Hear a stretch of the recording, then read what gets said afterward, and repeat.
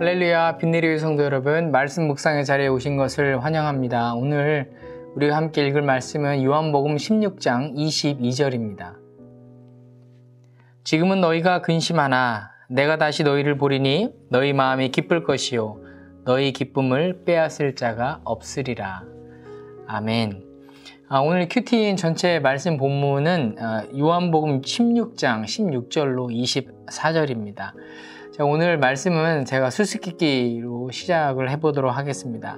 제가 하나 내볼 테니까 한번 맞춰보시기 바랍니다. 조금 있으면 사람들이 나를 보지 못하고 또 조금 있으면 사람들이 나를 보는 게 뭘까요? 정답은 요한복음 16장 16절에 있습니다. 바로 예수님입니다. 오늘 16절 말씀에 보면 예수님께서는 제자들에게 이런 수수께끼 같은 말씀을 하십니다. 조금 있으면 너희가 나를 보지 못하겠고 또 조금 있으면 나를 보리라. 그리고 제자들은 이 말씀을 이해하지 못하고 서로 수군거리면서 걱정에 사로잡혔습니다. 17절, 18절에 나와 있습니다. 그리고 게다가 14장 또 26절에 보면 예수님께서는 자신이 떠나면 또 보혜사 성령을 보내주시겠다고 또 제자들에게 말씀하십니다. 도무지 이해가 되지 않는 것들이 한두 가지가 아닙니다. 위에 수수께끼 같은 질문에 이제 예수님께서는 정답을 알려주십니다. 그게 이제 오늘 본문 19절에서 21절에 있습니다. 예수님께서는 자신이 죽으실 때 제자들과 세상이 상반된 반응을 보일 것이다 라고 말씀하십니다. 20절에 보면 너희는 곡하고 애통하겠으나 세상은 기뻐하리라. 하지만 너희는 근심하겠으나 너희 근심이 도리어 기쁨이 되리라 라고 말씀하십니다. 한 번 더 제자들이 잘 이해할 수 있도록 예수님은 해산하는 여인의 비유를 들어서 이렇게 말씀하십니다. 21절에 보면 여자가 해산하게 되면 그때가 이르렀으므로 근심하나 아이를 낳으면 세상에 사람 난 기쁨을 말미암아 그 고통을 다시 기억하지 아니하느니라. 그러니까 지금 당장은 염려와 근심으로 제자들이 고통스럽지만 예수님을 다시 보았을 때는 그 고통이 사라져 기쁨이 된다는 말씀입니다. 이제 전체를 통합해서 보면 이런 말씀입니다. 예수님께서는 사람들에게 잡혀서 십자가에서 죽게 될 것이다. 그것은 예수님을 믿는 제자들에게는 큰 고통이 될 것이다. 그러나 죽으신 예수께서는 다시 부활하셔서 그들 앞에 서실 때에는 그 고통이 사라지게 될 것이다 라는 말씀인 것입니다. 그리고 이 모든 것을 깨닫도록 도우시는 분이 오실 텐데 그분이 바로 13절 보혜사, 변호사, 상담자, 성령님이시라는 것입니다. 자, 그러므로 성도가 할 일은 염려와 근심으로 영적인 또 생명이 없는 죽은 자처럼 살아서는 안 되는 것입니다. 왜냐하면 하나님은 죽은 자의 하나님이 아니고 산 자의 하나님이시기 때문입니다. 그리고 그 하나님께서는 예수 그리스도를 믿는 자만 하나님의 영을 가진 또 영적인 생명으로 살게 하셨습니다. 자, 이어서 예수님은 당신께서 부활하심으로 말미암아 제자들에게 일어날 세 가지 약속을 해주십니다. 22절부터 24절까지 있는데요. 첫 번째, 예수님의 부활하심으로 말미암아 일어나는 결과는 너희 기쁨을 빼앗을 자가 없을 것이다. 성도 여러분을 기쁘시게 하는 것이 무엇입니까? 부활하신 예수님이 우리 최고의 기쁨이 되어야 하는 것입니다. 예수의 부활이 없다면 우리는 어떻게 될까요? 사도 바울이 이렇게 고린도전서 15장 12절에서 19절에 이렇게 말씀합니다. 우리가 전파하는 것도 헛것이고 또 너희 믿음도 헛것이고 너희가 여전히 죄 가운데 있을 것이다. 또한 그리스도 안에서 먼저 믿고 죽은 사람들은 다 망했다. 자식, 사업, 승진, 건강 여러 가지 이런 기도 제목들의 응답으로 인한 기쁨도 좋습니다. 그러나 그런 것들은 얼마 가지 않습니다. 왜냐하면 또 다른 관심과 목표가 계속해서 생기기 때문입니다. 그곳을 향해서 또 돌진하게 되죠. 그러니까 만족이 없는 겁니다. 또 만족이 적어지면 또 기쁨도 적어지게 되는 것이죠. 그러나 최고의 기쁨, 변치 않는 기쁨, 세상이 줄 수 없는 그 기쁨은 예수님께서 우리를 위해서 죽으셨을 뿐만 아니라 우리를 위해서 다시 사셨다는 것입니다. 그 죽임을 이기시고 다시 사신 예수님이 우리와 함께 계심으로 우리에게 영원한 기쁨이 있는 줄로 믿습니다.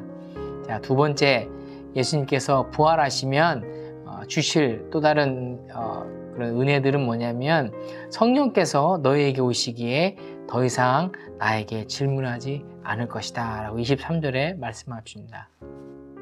성령님은 누구십니까? 성령님은 우리가 주님의 이름을 부를 때 함께 기뻐하시고 또 성령 충만함에 힘을 얻어 하나님의 능력으로 살게 하시는 분이십니다. 그러므로 우리 성도님들은 성령님을 더욱 의지하시기 바랍니다. 세 번째로 너희가 무엇이든지 아버지께 구하는 것을 내 이름으로 주시겠다라고 약속하십니다. 24절입니다. 우리가 기도할 때 기도 말미에 예수님의 이름으로 기도도 합니다. 아멘이라고 기도를 하잖아요. 왜 그럴까요? 그것은 예수님의 죽으심과 부활하심이 있었기 때문에 예수 그리스도 이름을 믿고 부를 때 우리는 하나님 아버지로부터 응답을 받게 되었다는 이 약속 때문입니다. 예수님의 이름을 부르시길 바랍니다. 그리고 하나님의 때에 그렇게 우리가 간절히 부르실 때 하나님께서 기도 제목 가운데 응답해 주실 줄로 믿습니다. 제자들이 예수님께서 부활하셔서 다시 오시는 그것을 이해하지는 못했습니다. 그러나 그들이 성령을 받게 되자 이 모든 것이 이해가 되었습니다. 영적인 세계가 보이기 시작했습니다. 영의 사람으로 거듭나게 되었습니다. 그리고 예수 그리스도의 이름으로 직접 하나님께 기도할 수 있게 된 것입니다. 그리고 간과하는 모든 기도 제목들에 대해서 하나님의 때에 하나님 뜻하신 대로 응답을 받을 수 있는 그런 길을 열어주신 것입니다. 그리고 그들의 기쁨이 충만해졌고 그 기쁨은 세상이 빼앗을 수 없는 그런 기쁨이 되었다는 것입니다. 성도 여러분, 오늘 하루 살아가시면서 이 세 가지를 기억하셨으면 좋겠습니다. 예수님께서 십자가에 죽으셨고 부활하심으로 말미암아 이제 우리에게는 세상이 또 그 어떤 것도 빼앗을 수 없는 바로 하늘의 기쁨을 주셨습니다. 이 부활의 기쁨을 갖고 살아가신 성도님이 되시기를 바라고 또 이제 성령께서 오셔서 우리에게 모든 것을 알게 하셨습니다. 성령님을 의지하면서 성령을 의지하는 힘으로 살아가시기를 바랍니다. 그리고 예수께서는 우리에게 귀한 이름 예수 그리스도 이름을 주셨습니다. 예수 그리스도 이름으로 하나님 아버지께 간구하시고 응답받으시는 그런 성도의 삶을 사시기를 예수님의 이름으로 축복합니다.